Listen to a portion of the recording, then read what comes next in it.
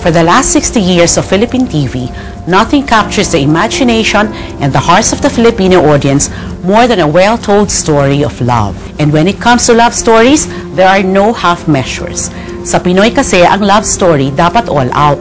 Ang mga tauhan pagdating sa pagmamahal, lahat ibinibigay. Lahat nagsasakripisyo, lahat nasasaktan. Ganon kasi ang Pilipino kapag nagmahal.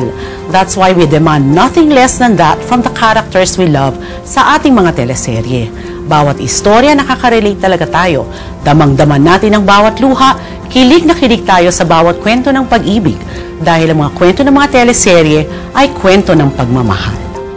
In celebration of 60 years of Philippine television, from the creators of the primetime game changer, Princess and I, and directed by the box office director, Kathy Garcia Molina, the reigning teen king and queen, Daniel Padilla and Catherine Bernardo, bibida sa pinaka-romantic na teleserye na surefire hit sa puso nyo.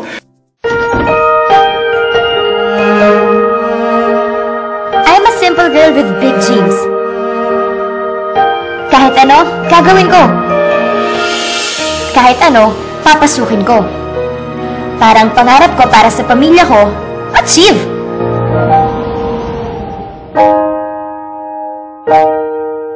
No distractions allowed. Love? It can wait. Pero ang love pala, parang magnanakaw.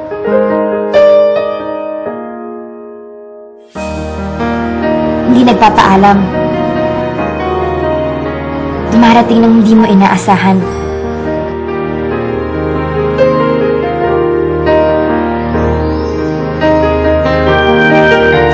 Uy! Ah! Tulong! Tulong! Nalaman ko nang nakilala ko siya. Ang taong magpapabaligtad ng mundo ko.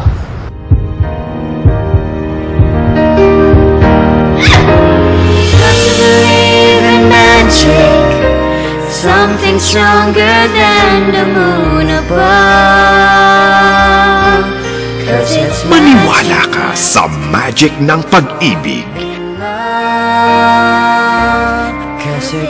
Got to believe. Malapit na sa prime time bida.